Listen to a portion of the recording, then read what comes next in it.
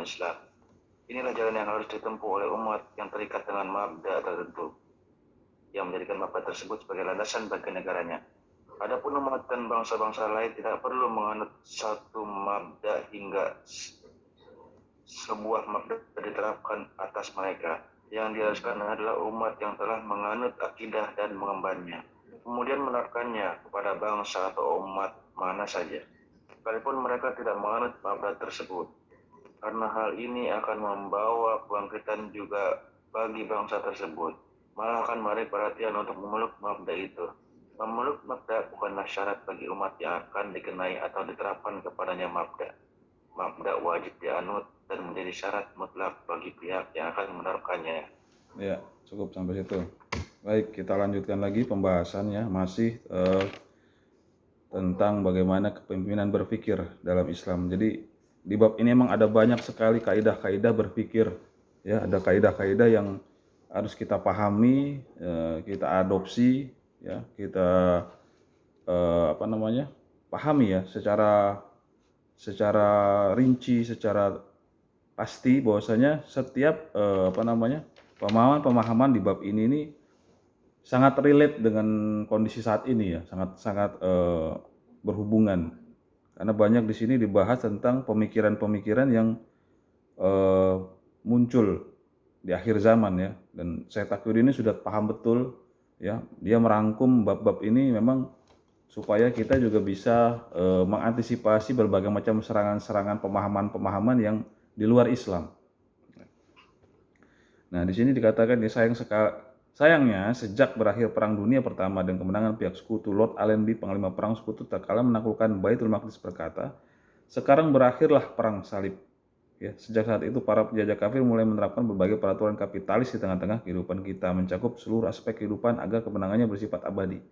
Ini menandakan mulainya kapitalisme itu masuk ke dalam pemikiran pemahaman kaum muslimin. Ya. Semenjak penjajahan itu dimulai, ya. Si Lord Allenby ini kan panglima Inggris ya, jadi dia waktu masa-masa penguasaan Palestina itu kan Palestina dikuasai Inggris. Pada saat itulah kaum muslimin yang hidup di Jazirah Arab ya, khususnya di Syam, di Palestina, di Baitul Maqdis, itu mereka diterapkan kapitalisme.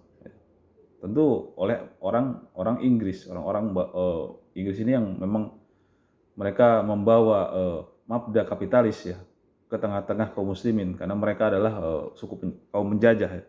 Jadi yang diterapkan itu adalah bagaimana pola-pola kehidupan mereka ya, dikenalkan di tengah-tengah kaum muslimin pada saat itu ya. Dan itu memang aspek kehidupan di kaum muslimin pada saat itu banyak berubah ya. Pemahaman mereka tentang bagaimana menjalani kehidupan ya. Banyak kan mereka itu terpengaruh dengan mabda tersebut ya. Padahal mereka itu adalah Islam, akidahnya Islam.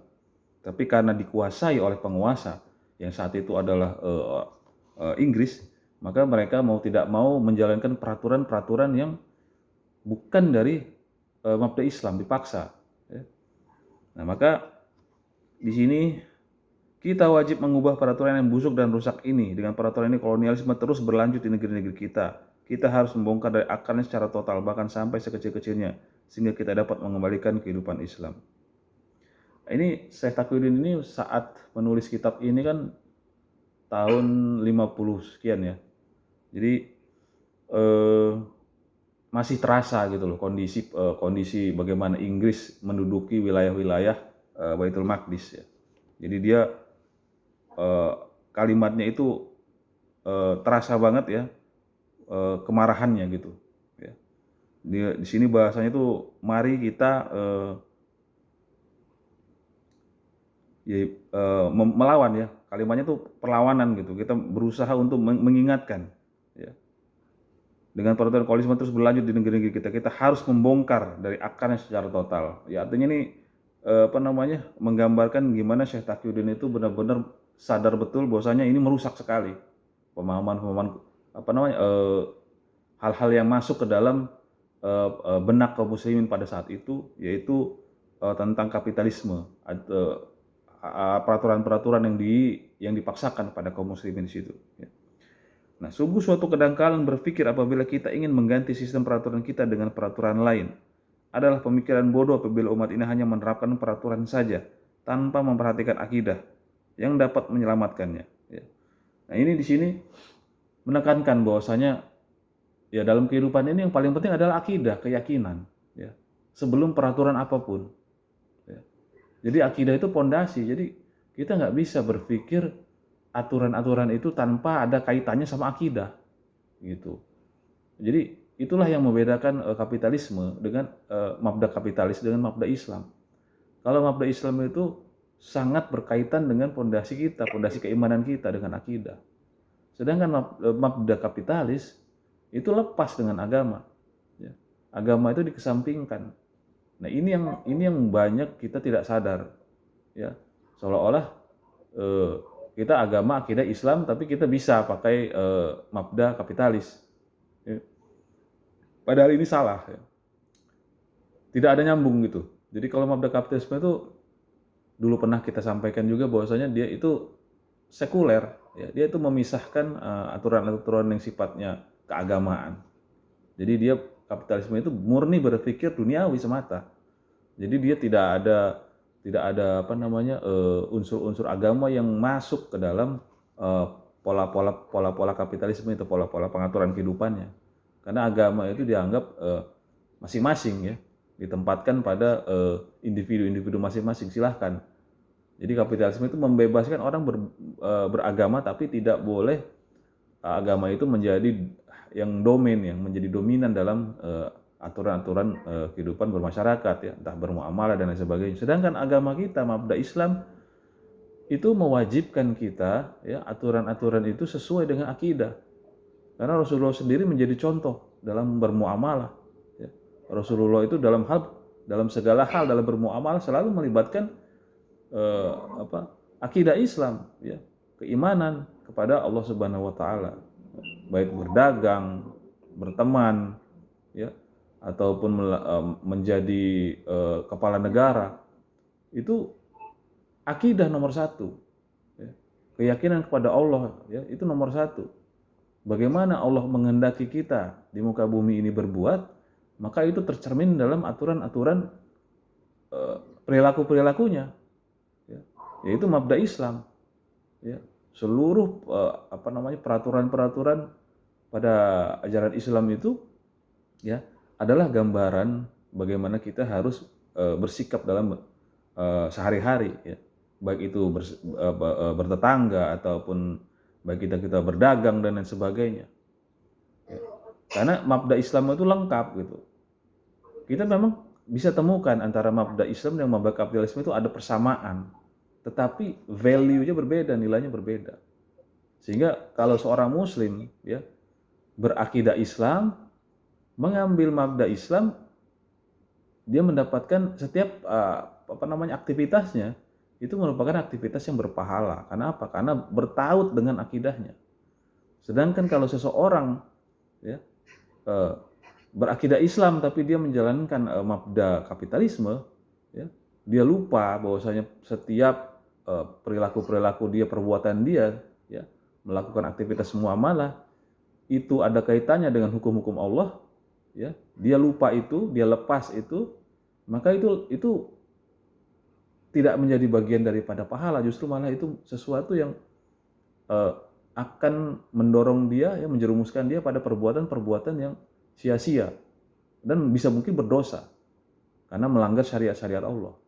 Tetapi kalau kita yang mengaitkan seluruh aktivitas kita dalam bermuamalah hanya untuk menjalankan mabda Islam, aturan-aturan perintah Allah, maka itu menjadi bagian daripada pahala.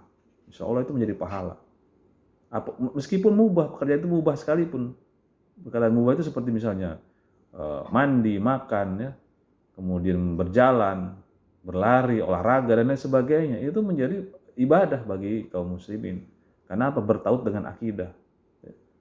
Kita diajarin sama Allah itu untuk memulai aktivitas dengan bismillah. Itulah bentuk bahwasanya kita menjalankan aktivitas itu, ya, dengan mabda Islam, ya. semua kita mulai dengan menyebut nama Allah. Sehingga insya Allah apapun yang kita mulai dengan bismillah itu menjadi bagian daripada ibadah gitu. Ya. Keluar rumah misalnya untuk melakukan aktivitas perdagangan, misalnya bismillah, maka itu menjadi aktivitas yang ibadah. Lebih manjur lagi, lebih baik lagi kalau kita sepanjang ibadah itu terus mengingat Allah. Begitu ketemu orang, ya, berucap salam ibadah, ya, mendoakan ibadah. Nah itu begitu, mabda Islam itu begitu ini ya, komplit itu. Nah ini yang kalau kita lupa gitu ya dalam hal menjalankan ibadah-ibadah ini, kita lupa dengan doa, membaca doa ya, dan lain sebagainya dengan mengingat Allah, maka itulah apa namanya, orang yang mungkin bisa terkategori dalam menjalankan mabda kapitalis, karena dia melupakan bahwasanya tidak melibatkan Allah gitu. Nah itu yang dimaksud oleh Syekh Taqiyuddin di sini gitu. Ya, jadi apalagi kalau sudah berpikirnya itu duniawi tanpa, ya itu tadi, tanpa memperhatikan rambu-rambu dari Allah. Ya. Misalnya aturan-aturan itu dipandang apa namanya, tanpa lagi melihat membandingkan bagaimana syariat melihat sebuah aturan. Ya. Walaupun memang ilmu kita terbatas dalam memahami syariat, tetapi paling tidak kita punya perasaan sense ya. Ini syariat bagaimana pendapatnya tentang ini, tentang sebuah aturan ini. Paling nggak kita punya sense itu dulu. Gitu. Walaupun kita tidak tahu gitu, apakah ini melanggar syariat atau tidak gitu ya. Tapi kita punya sense untuk kembali kepada syariat, kepada aturan Allah. Itu adalah bagian daripada kita menjalankan mabda Islam. Ketimbang orang yang ya nggak peduli gitu hal-hal haramnya. Ya. Dia hanya merunut kepada aturan-aturan yang berlaku di masyarakat yang sebenarnya itu juga bagaimana ya aturan itu apakah benar atau tidak, kita kadang-kadang nggak peduli. Nah ini ciri di mana orang-orang itu yang tidak bisa mengaitkan akidahnya ya dengan kondisi kehidupannya gitu, aturan-aturan yang berlaku gitu. Ya. Jadi penting sekali mengaitkan segala aturan-aturan perbuatan-perbuatan kita itu dengan akidah kita. Ya. Nah, jadi katakan sungguh suatu kedangkalan berpikir apabila kita ingin mengganti sistem peraturan kita dengan peraturan lain. Adalah pemikiran bodoh apabila umat ini hanya menerapkan peraturan saja tanpa memperhatikan akidah yang dapat menyelamatkannya. Yang harus dilakukan umat adalah memeluk akidah dulu, baru kemudian menerapkan peraturan yang terpancar dari akidah ini. Ya. Nah ini kalau Syekh Taqiyuddin berpendapat bahwa memang peraturan dulu, ya mabda itu kan kumpulan aturan-aturan. Nah ini kaum muslimin harus punya kesadaran untuk satu peraturan dulu yang harus kita perjuangkan, peraturan dulu yang harus kita tegakkan. Karena apa? Dengan peraturan Islam yang tegak, mabda Islam yang hadir di tengah-tengah kaum muslimin, maka kesadaran-kesadaran itu akan muncul. Ya, khususnya di tengah-tengah masyarakat kaum muslimin, kesadaran itu akan muncul kalau peraturannya tegak. Kunci utama masyarakat itu adalah peraturan. Masyarakat yang tidak punya aturan yang jelas ya, itu tentu adalah masyarakat yang kacau kondisi ininya. Ya. Makanya corak sebuah masyarakat itu adalah yang paling menonjol adalah aturan apa yang hidup di tengah-tengah itu. Kalau misalnya mabda Islam yang hidup di tengah-tengah masyarakat itu, maka masyarakat itu pasti akan semuanya akan merujuk kepada mabda Islam. Tetapi kalau misalnya di tengah-tengah itu adalah aturan-aturan sekuler, aturan-aturan kapitalis, maka meskipun masyarakat itu banyak yang kaum muslimin ya, tetapi dia tidak menonjol. Jadi yang menonjol itu di tengah-tengah masyarakat itu adalah masyarakat yang menerapkan aturan itu gitu. Ya kayak kita di sini sekarang hidup di Indonesia di mana aturan Islam itu ada sebagian, tetapi banyak juga aturan-aturan yang sifatnya sekuler ya, sifatnya kapitalis ya. Sehingga yang menonjol adalah hal-hal yang sifatnya umum ya, tidak berkaitan dengan akidah gitu. Bahkan ya itu tadi, ada hal-hal yang malah melanggar akidah ya. Bahkan pendapat-pendapat di masyarakat itu yang berkenaan dengan aturan-aturan yang sifatnya ada kaitannya dengan akidah, kayak pakai hijab ya, berkerudung. Itu banyak kaum muslimin malah berpikirnya ya itu sih terserah masing-masing. Nah itu kan salah satu tanggapan yang orang itu menanggapi bagaimana aturan bahwasanya muslimah itu harus berhijab. Dia tanggapannya itu tanggapan yang sekuler gitu, bukan tanggapan yang berujuk kepada akidah. Padahal kita dalam akidah Islam ya itu wajib gitu berkerudung bagi wanita ya. Wajib pakai jilbab ya. Tetapi masih banyak kaum muslimin itu berpendapat jilbab itu ya itu adalah masing-masing lah. Padahal kita berbicara jilbab itu aturan yang sebenarnya bisa diterapkan di masyarakat. Di masyarakat itu bisa diterapkan sebagai semua diwajibkan menggunakan hijab. Karena itu kewajiban dari Allah dan itu jelas nasnya gitu. Tetapi banyak ya kalau saya lihat di YouTube dan lain sebagainya, mereka itu beranggapan ya jilbab itu kembali ke masing-masing. Nggak bisa orang dipaksakan pakai kerudung gitu. Kan itu hidayah masing-masing gitu. Nah itu pemahaman-pemahaman yang sebenarnya dia itu tidak mengaitkan dengan akidah gitu. Itu orang-orang yang beranggapan seperti itu orang-orang yang hanya ikut-ikutan gitu ya. Ikut-ikutan di masyarakat ya. Ada tokoh yang mengatakan itu kemudian dia terpengaruh dengan pemikiran itu. Ada tokoh yang pikirannya liberal, dia terpengaruh sehingga orang-orang liberal ini sangat mempengaruhi anak-anak muda gitu. Sehingga anak-anak muda itu berpendapat juga mengikuti pendapat tokoh-tokoh tersebut. Padahal tokoh itu tidak mengikuti mabda Islam. Dia berkomentar hanya sesuai dengan pendapatnya aja gitu. Nah itu yang membedakan mabda Islam dan mabda kapitalisme ya, kehidupannya gitu. Kalau kaum muslimin ini hidup di tengah mabda Islam, dia akan selalu merujuk pada syariat gitu. Apapun kondisi yang ada di masyarakat, misalnya segala isu-isu yang berkembang di masyarakat pasti akan dirujuk kepada syariat. Sementara kalau kita hidup di tengah-tengah mabda kapitalisme, maka rujukannya bukan syariat kebanyakan, tapi rujukannya adalah peraturan-peraturan yang dibuat, yang hidup, yaitu peraturan pemerintah dan lain sebagainya. Yang dirujuk ke sana gitu. Tapi bukan pada syariat. Jadi yang paling dekat rujukan bagi orang-orang yang hidup di mabda kapitalisme adalah peraturan-peraturan penguasa yang eksis di situ. Ya entah bagaimana sikap penguasanya, ya entah bagaimana peraturan yang sedang berjalan di situ. Ya, aturan hijab itu bagaimana sih dalam undang-undang negara.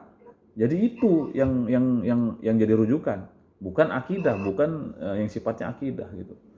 Itu yang mabda ya. Jadi bagaimana mabda Islam dan mabda kapitalisme itu mempengaruhi masyarakat gitu. Nah, pada saat itulah umat dapat diselamatkan secara menerima akidah dan menerapkan peraturan Islam. Ini jalan yang harus ditempuh oleh umat yang terikat dengan mabda tertentu, yang menjadikan mabda tersebut sebagai landasan bagi negaranya. Adapun umat dan bangsa-bangsa lain yang tidak perlu menganut satu mabda hingga sebuah mabda diterapkan atas mereka. Yang diharuskan adalah umat yang telah menganut akidah dan mengembannya, kemudian menerapkannya kepada bangsa atau umat mana saja, sekalipun mereka tidak menganut mabda tersebut. Karena itu hal ini akan membawa kebangkitan juga bagi bangsa tersebut, malah akan menarik perhatian untuk memeluk mabda itu. Memeluk mabda bukanlah syarat bagi umat yang akan diterapkan kepada mabda. Mabda wajib dianut dan menjadi syarat mutlak bagi pihak yang akan menerapkannya. Nah, mabda Islam ini kalau kita memeluknya, sudah memahaminya, maka kita wajib untuk menyebarkannya. Kita sudah paham syariat, kita sudah paham kewajiban-kewajiban yang ditaklifkan kepada kita ya. Ada kewajiban-kewajiban yang berkenaan dengan aturan Islam ya yang kita sudah pahami, maka kita wajib untuk menerapkan mabda tersebut di tengah-tengah masyarakat. Ya nggak bisa kita terapkan mabda itu terhadap diri kita sendiri. Maka ada tanggung jawab kita untuk menerapkan mabda tersebut di tengah-tengah masyarakat. Minimal di keluarga kita. Ya. Kemudian meluas ke tetangga kita. Kemudian terus sampai sejauh mana kita berpengaruh di masyarakat. Jadi itu penting sekali. Ya. Dan Islam itu dijaga dengan mabda, dengan kewajiban ini, dengan taklif ini gitu. Bayangkan kalau Islam hanya membiarkan, ibaratnya hanya mewajibkan diri kita aja, ya, maka Islam nggak akan berkembang. Ya. Dan Islam itu hanya berhenti di Arab Saudi sana gitu, hanya di kaumnya Nabi Muhammad dan bangsa Arab saja. Makanya bisa sampai menyebar ke seluruh penjuru dunia karena mabda Islam ini wajib untuk diemban, wajib untuk disiarkan, wajib untuk diberitahukan kepada orang-orang yang belum memahami mabda Islam. Itu ya. Tapi kalau orang-orang yang baru pahami ya mungkin mereka memang belum pemahamannya belum sampai, tetapi mereka perlu waktu untuk belajar Islam ya. Tapi bagi orang-orang yang sudah paham tentang mabda Islam, tentang bagaimana visi Islam ini ke depan, bagaimana umat Muslim ini harus maju ke depan, ya, harus menyebarkan Islam, punya kesadaran tersebut, maka dia wajib untuk terlibat dalam segala aktivitas-aktivitas menyebarkan mabda Islam ini. Gitu. Ya. Nah jadi intinya di sini Syekh Taqiyuddin itu merasa pada saat perang salib itu ya, pada saat Lord Allenby ya, menaklukkan Baitul Maqdis, dia merasa disitulah mulainya kaum muslimin itu diserang ya secara pemikiran, secara mabda'i gitu. Artinya kehidupan kaum muslimin sudah mulai lepas gitu loh dari aturan-aturan yang sifatnya syariat ya. Karena apa? Karena sudah mulai lemah di situ kaum muslimin. Pemimpinnya pun sudah mulai tersandra dengan kondisi politik saat itu ya. Dan di sini Syekh Taqiyuddin itu berupa mengkritik ya kedangkalan berpikir kaum muslimin saat itu ya. Kalau kita mau menerima begitu saja mabda kapitalisme, maka kita akan terlepas dengan akidah kita. Jadi nggak ada sangkut pautnya dengan akidah kalau kita sudah menjalankan aturan-aturan yang sifatnya mabda kapitalisme tadi gitu. Jadi kita harus benar-benar memahami bahwasanya pentingnya mabda Islam itu ya untuk kita terapkan supaya kehidupan kita berjalan sesuai dengan apa yang Allah kehendaki. Gitu. Silakan. Saya rasa itu ya. Silakan kalau ada yang mau ditanyakan.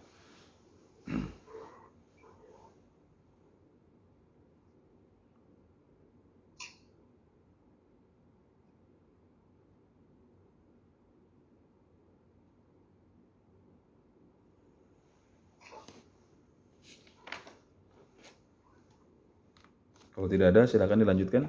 Boleh?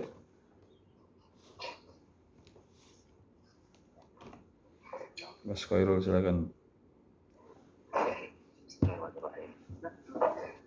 Wa minal haqqari an na'khudhal qawmiyata wa nizamal ishtiraki li'annahu la yu'khadhu munfasilan an fikratil madiyah li'annahu la yuntikhu wa la yu'athir wa la yu'khadhu muttasilan bifikratihil madiyah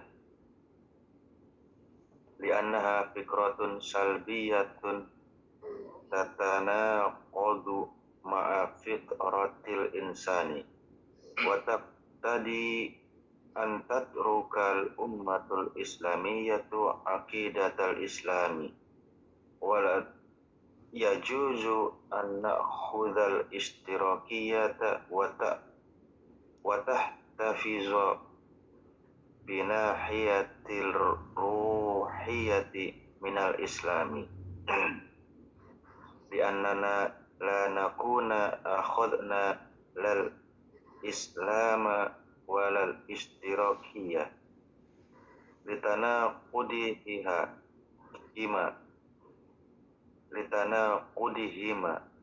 wa taqsil mi'khudhi minha wala yajuzu an na'khudha nizamal islami wa tanruka aqidatahu min batiqata anha azimatuhu li'annana nakunu akhadna al-nizama jamidan la ruha fihi bal la budda min an na'khudha al-islama kamilan biaqidatihi wa an zimatihi wa an nahmila qiyadatahu al-fikriyata hina nahmilu da'watahu fasabilu tahdotina huwa sabilun wahidun wa huwa annas ta'nifa hayatan islamiyah wala sabila ila istinafi hayatin islamiyatin illa bal daulatil islamiyah wala sabila ila dzalika illa akhadna al-islama kamilan akhadnahu aqidatan tahullul uqdatal kubra tarkazu alaiha wijhatun nazari fil hayati wa anzimatan tanbatiku an hadhil aqidah asasuha kitabullah wa sunnatur rasulihi wa tharawatuha taqafiyatu hiya taqafatul islamiyatu bima fiha min fiqhin wa hadithin wa tafsirin wa lughatin wa ghairiha wala sabila ila dzalika illa bimahlil qiyadatil fikriyatil islamiyah hamlan kamilan bi daulati ila islam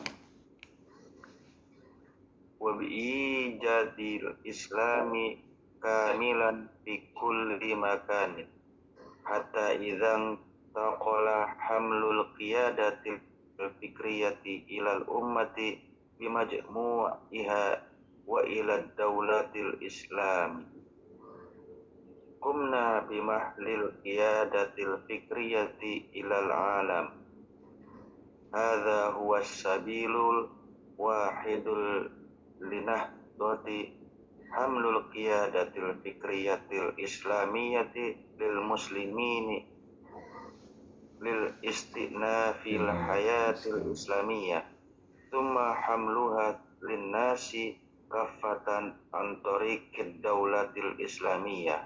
Ya, cukup. Silakan Mas Alta.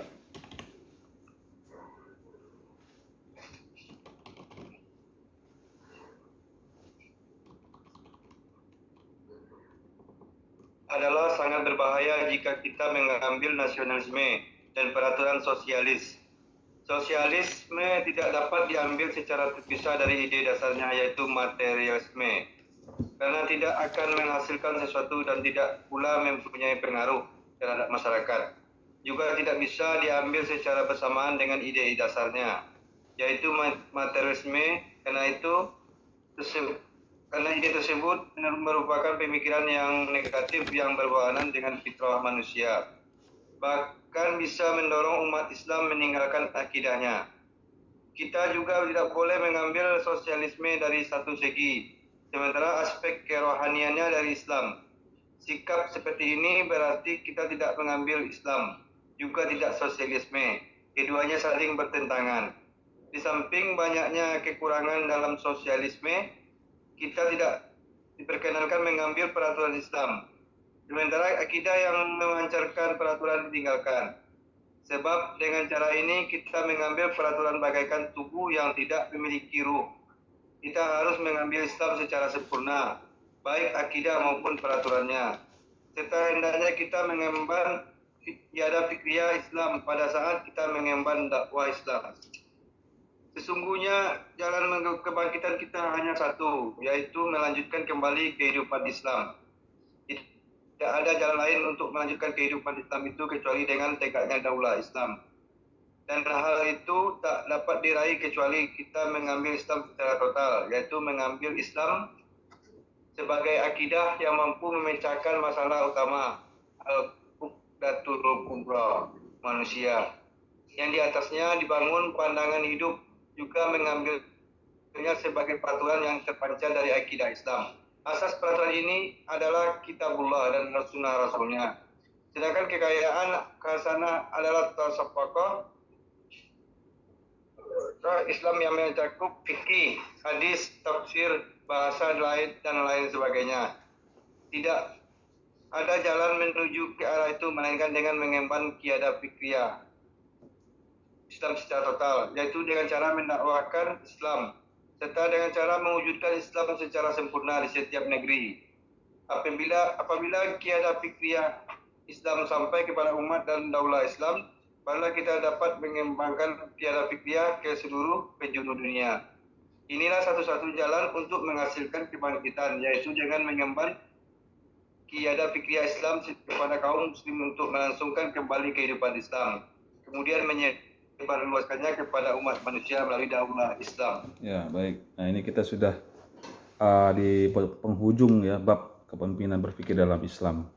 Jadi di sini adalah merupakan fakroh yang banyak penekanan oleh Syekh Taqiyuddin ya. Jadi dikatakan di sini adalah bahwa sangat berbahaya jika kita mengambil nasionalisme dan peraturan sosialis. Nah, ini kembali kita untuk mengklirkan ya, pemahaman kita tentang nasionalisme. Kadang-kadang kita itu masih suka berselisih pendapat dengan orang-orang nasionalis. Ya. Dikatakan kita itu seolah-olah anti nasionalis, padahal kita harus jelas dulu definisi nasionalis itu yang mana gitu. Kita harus clear dulu. Kita dikatakan kita kalau seolah-olah kita nggak nasionalis, kita nggak cinta sama tanah air. Padahal cinta tanah air itu berbeda dengan nasionalisme. Cinta tanah air, kita cinta sama tanah air. Bahkan agama Islam itu menyuruh kita untuk mencintai tanah tumpah darah kita, Indonesia ini. Tapi cara kita mencintai bukan dengan rasa nasionalisme, itu yang salah. Jadi patriotisme, nasionalisme, ya itu harus kita bedah dulu maknanya apa gitu. Sebelum kita berdebat dengan mereka-mereka yang, wah kamu ini Islam tapi kamu radikal nih, kamu nggak mencintai negeri ini, kamu nggak mencintai ini. Padahal itu tuduhan-tuduhan yang tidak tidak jelas ya.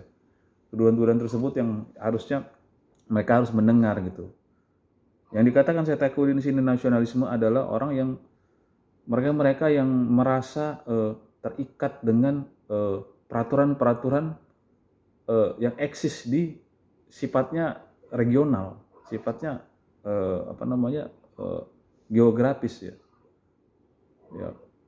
Mereka terikat dengan hal-hal yang sebenarnya itu dari nenek moyangnya, yang seolah-olah itu tidak bisa dirubah. Nah ini yang berbahaya gitu. Jadi nasionalisme itu benar-benar merusak perubahan pada sesuatu yang lebih baik gitu. Harusnya kaum muslimin itu tidak memiliki perasaan itu, keterikatan dengan hal-hal yang sifatnya masih kaitannya dengan nenek moyang gitu. Padahal Islam itu agama yang paling bisa memahami berbagai macam perubahan ya. Tetapi perubahan itu tentu dengan jalur-jalur yang ditetapkan oleh Allah dan Rasulnya gitu. Sementara nasionalisme ya, adalah bisa, mengapa dikatakan rusak? Karena apa? Karena itu tadi, kita terikat dengan sekat-sekat ya yang sudah dibatasi oleh nenek moyang kita. Misalnya batas-batas Indonesia ya. dengan Malaysia. Itu aja udah berbeda. Padahal Malaysia, Indonesia, khususnya yang di Sumatera itu punya rumpun yang sama, rumpun Melayu. Tapi gara-gara nasionalisme dibatasi oleh border, ya, oleh batas negara, itu kita punya perasaan yang berbeda dengan orang-orang Melayu, dengan orang-orang Malaysia, gitu. Gara-gara apa? Gara-gara nasionalisme itu tadi. Gitu. Nah ini yang nggak sesuai dengan apa yang pesan-pesan yang Islam sampaikan. Islam tidak pernah memandang batas-batas itu. Ya. Justru Islam itu kita itu terikat dengan aturan yang sifatnya ilahiyah gitu, bukan aturan yang sifatnya geografis gitu. Nah nasionalisme ini dibuat sekat kita itu, ya. Dibuatlah negara-negara tersekat-sekat gitu, dengan aturan-aturan yang seolah-olah kita harus terikat dengan itu, gitu.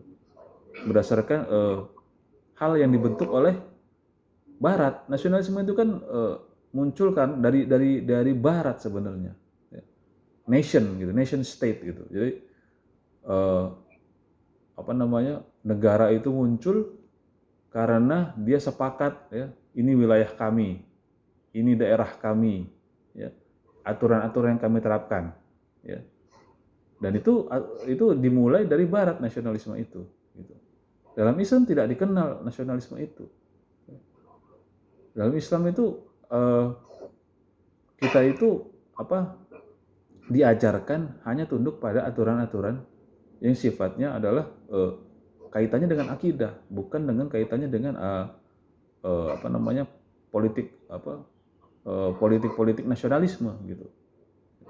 Nah ini penting sekali kita untuk hati-hati dengan bahasan tentang nasionalisme, karena belakangan ini orang-orang yang tuduhan-tuduhan terhadap kita yang memperjuangkan Islam seolah-olah anti nasionalisme. Ya. Padahal kita harus jelas dulu istilah nasionalisme tadi itu. Ya. Kita dibilang membenci, tidak cinta sama negara. Ya. Padahal pemahamannya yang mana nih, gitu. Ya. Cara kita mencintai itu berbeda, gitu. Justru kita mencintai negeri ini ya karena perintah Allah, gitu semata. Nah, jadi di sini adalah sangat berbahaya jika kita mengambil nasionalisme dan peraturan sosialis. Ya. Sosialis tidak dapat diambil secara terpisah dari ide dasarnya, yaitu materialisme. Jadi inti dari sosialisme itu materialis, ya. Karena tidak akan menghasilkan sesuatu yang tidak pula mempunyai pengaruh terhadap masyarakat. Ya. Nah kemudian, ya, juga tidak bisa diambil secara bersamaan dengan ide dasarnya, yaitu materialisme, karena ide tersebut merupakan pemikiran yang negatif, yang berlawanan dengan fitrah manusia. Bahkan bisa mendorong umat Islam meninggalkan akidahnya. Ya. Mabda sosialis itu jauh dari agama. Mereka menjauhkan dengan agama. Sehingga hal-hal yang bisa kita lihat saja, contohnya sekarang di Cina gitu ya. Mereka membatasi penduduknya itu untuk punya anak. Ya, itu kan artinya melanggar fitrah gitu. Fitrah kita itu untuk punya anak, fitrah kita untuk punya keturunan, tapi dibatasi sama aturan-aturan sosialisme, gitu. Ya. Satu lagi contohnya, kita dilarang beribadah. Ya, perhatikan tuh di Cina, di mana mabda sosialisme itu diterapkan. Orang Islam itu dilarang beribadah, padahal beribadah itu adalah kebebasan yang hakiki. Setiap orang berhak untuk beribadah, ya, menurut ajarannya, menurut apa yang dia pahami. Tapi di Cina itu karena dia mabda sosialisme, ya, maka itu dilarang. Yang betapa mabda sosialisme itu sangat tidak sesuai dengan fitrah manusia, gitu. Ya. Nah, kemudian kita juga tidak boleh mengambil sosialisme dari satu segi, sementara aspek kerohaniannya dari Islam. Sikap seperti ini berarti kita mengambil Islam juga tidak sosialisme, ya. Juga tidak sosialisme. Keduanya saling bertentangan di samping banyak kekurangan dalam sosialisme. Nah, ini kalau diterapkan oleh kaum muslimin, ya itu juga jadi timpang, ya. Nggak mungkin dua mabda itu bisa kita jalani berbarengan gitu. Ya, sebenarnya nggak mungkin gitu. Jadi zaman Soekarno itu pernah ada namanya Nasakom. Jadi dia berusaha untuk mencampur segala mabda itu. Ya komunisme, ya Islam, ya nasionalis. Yang ada kacau. Jadi kayak berantakan itu. Hukum yang hidup di tengah masyarakat itu berantakan gitu. Karena apa? Mabda itu dicampur-campur semuanya. Gitu. Ya. nggak mungkin ketemu. Gimana mungkin seorang komunisme hidup berdampingan dengan seorang yang Islam gitu, seorang yang menjalankan kehidupan Islam? Dia akan selalu gontok-gontokan gitu. Dia akan menerapkan ide-ide dia. Ya. Sementara yang kaum muslimin itu butuh kehidupan Islami, butuh beribadah.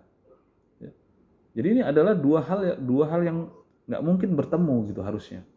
Nggak mungkin bertemu, karena kalaupun bertemu berada di dalam satu kumpulan masyarakat, dia akan terjadi clash gitu, terjadi kegaduhan, keributan. Ya. Dan lihat, kalau komunis sudah menjadi dominan di masyarakat, dia akan mengambil alih kekuasaan. Ya. Islam tidak akan lama bertahan. Gitu. Karena apa? Karena mereka menjalankannya dengan segala bentuk, menghalalkan segala cara. Ya. Kalau peraturan itu, kan kuncinya di masyarakat itu peraturan ya. Nah kalau peraturan itu didominasi sama orang-orang komunis, selesai sudah, kaum muslimin kehidupannya akan hilang, sirna gitu. Karena apa? Didominasi oleh kaum sosialisme gitu. Ya sama kayak kondisi sekarang, kaum muslimin ini tidak punya kekuatan apa-apa. Karena apa? Karena yang sedang berkembang, sedang menguasai ini adalah dominasi kapitalisme, mabda kapitalisme. Bahkan kaum muslimin sendiri menjalankan itu gitu. Kaum muslimin menjalankan itu. Jadi kalau dikatakan kita ini mabda Islam, ya, itu dalam pikiran kita, tapi dalam sehari-hari kita menjalankan mabda kapitalis gitu. Ini yang harusnya kita punya kesadaran itu. Maka penting sekali mabda Islam itu harus hadir di tengah-tengah kita. Ya. Yaitu dengan cara dengan mabda Islam hadir di tengah kita, artinya Islam itu berjalan secara kafah, secara menyeluruh gitu. Aturan di masyarakat berlaku, setiap kita punya kesadaran, ya, kesadaran beribadah, ya. Itu pengaruhnya kalau mabda Islam hadir di tengah-tengah kita. Nah, kita tidak diperkenankan mengambil peraturan Islam, sementara akidah yang memancarkan peraturan ditinggalkan. Sebab dengan cara ini kita mengambil peraturan bagaikan tubuh yang tidak memiliki ruh. Itu kalau kita Muslim, ya, tapi kita menjalankan akidah mabda yang lain. Ya, itu kita nggak punya ruh. Ya. Ngakunya aja kita Islam gitu, tapi kehidupan kita berjalan dengan aturan-aturan mabda lain, bukan mabda Islam, entah mabda sosialis atau mabda kapitalis gitu. Ya. Nah, kita harus mengambil Islam secara sempurna, ya, baik akidah maupun peraturannya, serta hendaknya kita mengemban kiadah fikriah Islam saat kita mengemban dakwah Islam. Jadi memang kita dituntut untuk memahami dulu Islam secara utuh, baru kita bisa berdakwah gitu. Ya.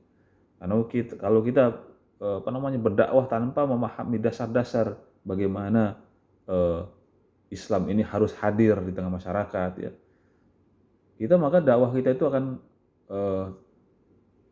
kosong, ya, tidak memiliki ruh jihad itu. Dakwah hanya sekedar menyampaikan Islam, ya, mengembalikan hanya sekedar mengenalkan Islam, ya. Tapi kita tidak tahu esensi Islam itu harus berkuasa. Islam itu harus berkuasa di tengah-tengah kaum muslimin. Ya. Nah, jadi yang dituntut adalah kiadah fikriahnya dulu. Seorang pengemban dakwah itu harus memiliki kiadah fikriah yang jelas, lurus ke depan. Visi yang di depan, bahwasanya Islam ini punya tujuan untuk mengembalikan kehidupan Islam. Ya. Mengajak kaum muslimin untuk kembali kepada aturan-aturan mabda Islam. Itu tujuannya. Bukan hanya sekedar orang itu ya mengenalkan Islam, ya. Ya memang itu kalau kita lihat dakwah itu memang ada banyak aspek, ya. Jadi aspek yang paling krusial pada saat ini adalah aspek bagaimana mengembalikan kaum muslimin pada kepercayaan Islam. Ada juga memang orang-orang yang berdakwah untuk mengenalkan Islam, ya. Seperti Mu'alaf Center, ya, teman-teman di Mu'alaf Center yang mereka itu mu'alaf, kemudian mereka merasa bertanggung jawab untuk mengislamkan kembali saudara-saudara mereka itu, ya, teman-teman mereka itu, ya. Nah, itu dakwah yang memang mengajak kembali kepada Islam. Memang dakwah itu terbagi dua. Dakwah yang mengajak kepada Islam dan dakwah yang mengembalikan kehidupan Islam itu berbeda. Ya. Nah, yang paling tinggi adalah dakwah mengembalikan kehidupan Islam. Saat ini umat Islam itu banyak, tetapi kehidupan Islamnya itu belum. belum kafah. Maka yang paling utama itu dulu. Karena nanti kalau sudah kafah, ya, insya Allah mereka-mereka itu datang berbondong-bondong untuk masuk ke dalam Islam. Gitu. Dan kita yang sudah berislam ini, kita wajib memahamkan diri kita tentang Islam. Kemudian kita mengajak teman-teman kita yang lain, ya, saudara-saudara kita yang lain untuk juga memeluk Islam kafah. Gitu. Harus menyadarkan mereka bahwasanya yang paling sekarang ini dituntut kaum muslimin adalah menjalankan kehidupan Islam yang kafah. Gitu. Karena banyak kehidupan Islam kita ini banyak yang sifatnya itu setengah-setengah. Hukum-hukum Allah itu diterapkan setengah. Ya. Hal-hal yang ya kita belum terasa gitu loh, nikmatnya kita tuh berada di dalam naungan hukum Islam. Kita belum bisa merasakan itu. Maka itu perlu perjuangan gitu. Dan kalau hukum Islam sudah tegak, insya Allah itu keberkahan itu turun. Ya. Allah itu akan turunkan keberkahan kepada mereka-mereka yang memiliki kesadaran tentang perintah-perintah Allah. Ya. Nah, ini yang menjadi tantangan kita para syabab ya sekarang saat ini, yaitu terus mendalami syakofah Islam kita. Ya. Kemudian pemahaman-pemahaman kita harus dikuatkan kembali. Ya tentu dengan kitab inilah. Ya. Dan ini harus kita murojaah terus dengan halakoh-halakoh. Ya. Kita baca terus kita diskusikan, kita bahas. Gitu. Dan ini salah satu jalan di mana kita untuk menjaga kiadah fikriyah kita. Ya. Maka kalau kita nggak ikut halakoh itu sayang sekali sebenarnya. Bagian daripada, karena halakoh ini adalah thoriqoh ya. Jadi bukan uslub, bukan teknik, tapi jalan. Kalau jalan itu wajib dijalani gitu, apapun kondisinya. Kalau uslub itu banyak pilihan. Ya, uslub itu banyak pilihan. Dia cuma wasilah, dia cuma teknik bagaimana supaya sampai pada tujuan. Sementara kalau ini thoriqoh, kita nggak bisa meninggalkan halakoh, nggak bisa. Kita harus tetap continue untuk menjalankan halakoh supaya apa? Kiadah fikirah kita terjaga. Bayangkan kalau kita disibukkan dengan kehidupan di luar sana ya, ada banyak pemikiran-pemikiran yang akan masuk ke dalam pikiran kita. Sementara halakoh kita nggak berjalan dengan baik ya, kita tidak terkontrol dan pelan-pelan kita akan lama-lama meninggalkan fikroh kita, pemahaman kita tentang Islam, ya. Sehingga pemahaman kita lemah dan itu sangat berbahaya, gitu ya. Nah, kemudian di sini itulah pentingnya kita itu wajib untuk menjaga kiadah fikirah kita ya.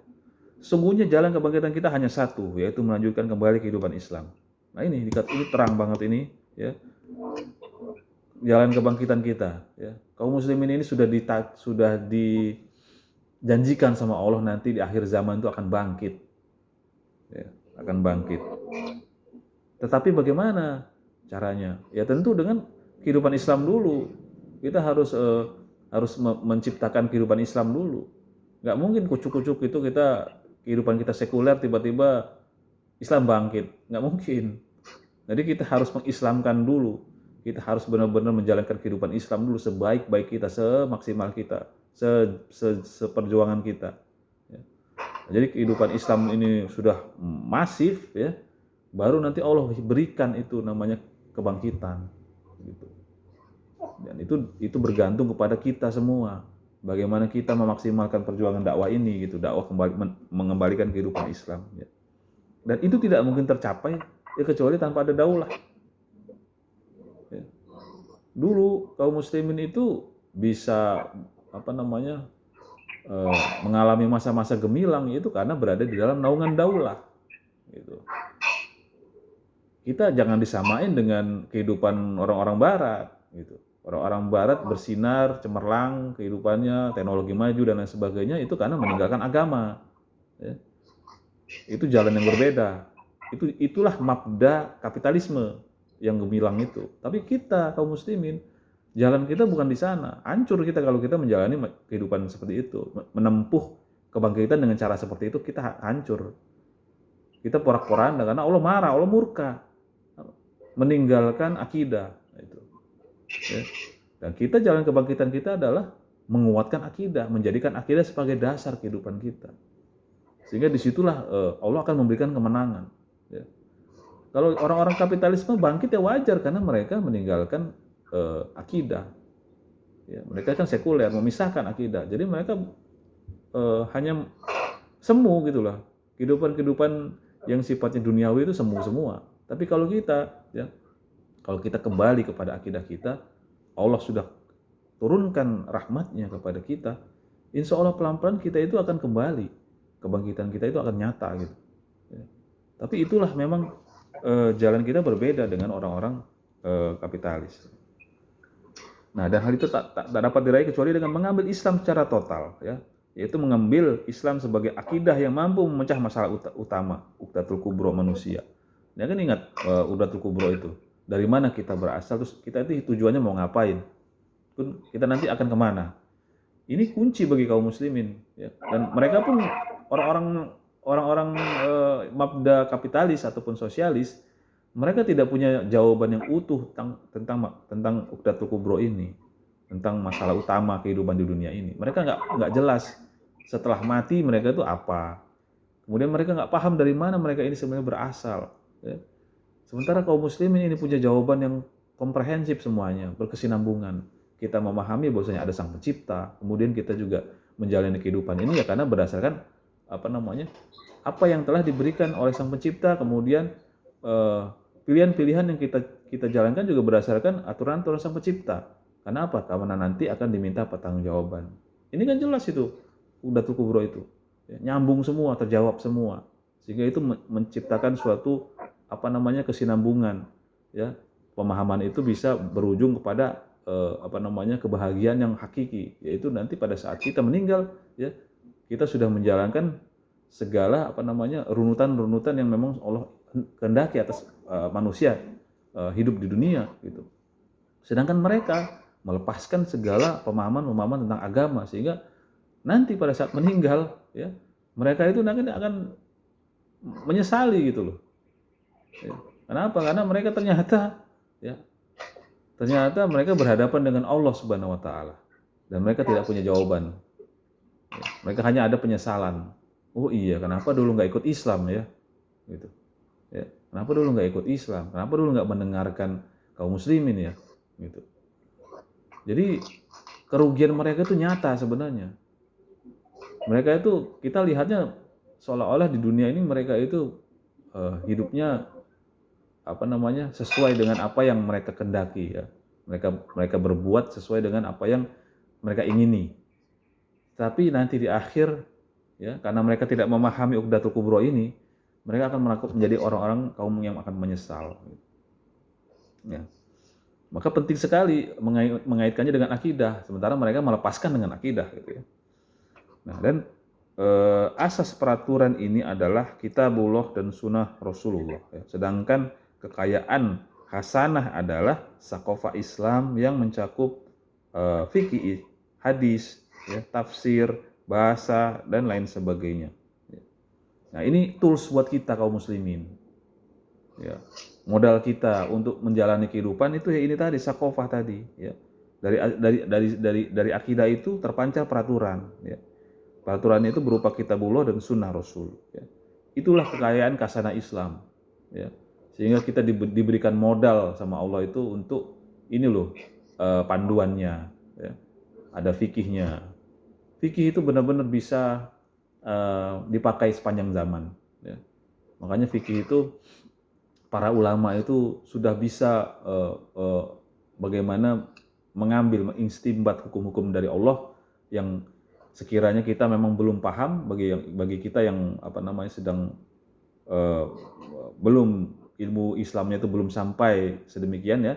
Tetapi kalau para ulama itu memudahkan dengan bahasan-bahasan fikih sehingga kita tuh bisa mengerjakan sesuai dengan aturan, sesuai dengan apa yang digariskan oleh Allah Subhanahu wa taala. Fikih itu untuk memudahkan gitu. Dan itu adalah resep dari ulama, fikih itu, ya. Resep dari ulama kepada umat, ya. Karena kondisi umat setiap zaman itu berbeda-beda, ya. Makanya perlu fikih gitu. Dan ini anugerah kita gitu. Fikih ini anugerah kita. Karena kehidupan kita dengan kehidupan kaum muslimin di masa terdahulu tentu kondisi faktanya berbeda-beda ya. Dan fikih itulah yang akan menjadi tools, alat supaya kita bisa berpegang pada hukum-hukum Allah gitu.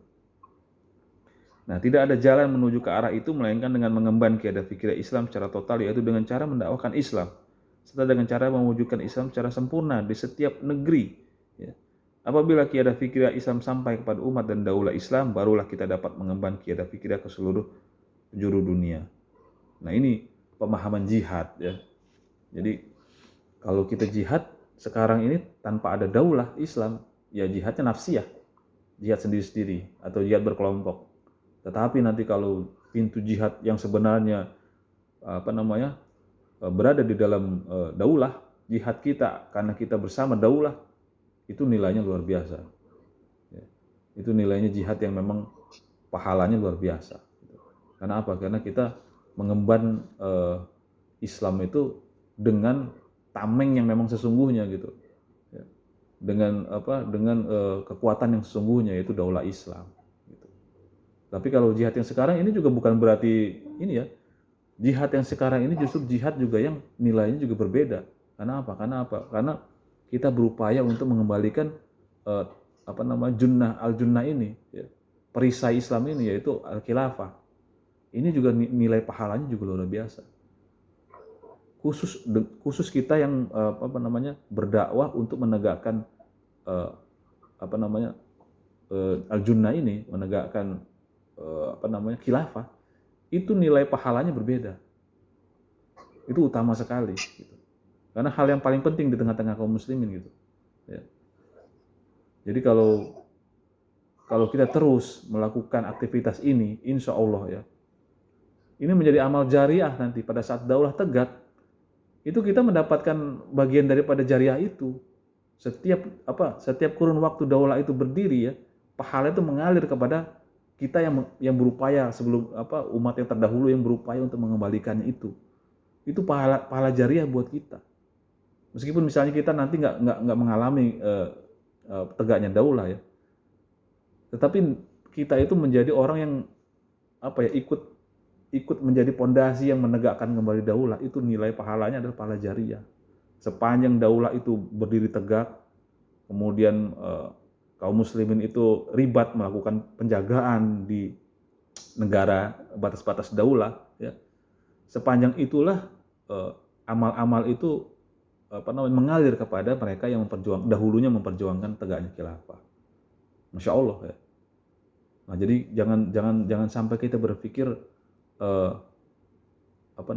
meremehkan perjuangan untuk menegakkan daulah khilafah. Jadi itu esensi dari bagaimana kita menegakkan daulah khilafah. Kalau kita pun sampai pada misalnya bisa merasakan kehidupan khilafah, ya, itu alhamdulillah. Artinya kan perjuangan kita itu kontan gitu sama Allah gitu ya. Tapi kalaupun misalnya enggak kontan ya, pahalanya kita juga sama gitu. Karena kita akan mendapatkan itu tadi privilege gitu. Ya, begitu daulah tegak nanti kita itu semua akan mendapatkan bagian ini pahala yang mengalir gitu. Karena kita berupaya untuk ibaratnya kalau kita mau bikin bangunan, kita tuh paling nggak meletakkan batu untuk pondasi satu demi satu gitu. Di antara kita ini yang memperjuangkan khilafah itu jadi bagian yang paling menentukan gitu. Jadi jangan merasa kita ini kecil ini amal kita. Itu berbeda. Amal menegakkan khilafah ini memang sepertinya kecil ya. Tapi nilainya itu apabila nanti tegak itu kita bagian daripada yang akan mendapatkan amal jariahnya itu. Dan itu besar sekali nilainya gitu. Nah, itu jadi punchline-nya ya dari Fakroh ini ya. Di akhir ini Syekh Taqiyuddin itu berupaya untuk kembali mengingatkan kepada kita kaum muslimin untuk kembali menguatkan kiadah fikirah kita, pemahaman Islam kita untuk berhati-hati dengan mabda yang lain-lain ya. kemudian kita untuk diingatkan untuk selalu berjuang, ya, menjalankan kehidupan Islam dengan apa? Dengan memperjuangkan daulah Islam itu tadi. Karena nggak ada cara lain lah kaum muslim ini ditolong, ya, kecuali dengan daulah Islam itu tadi. Nggak ada cara lain.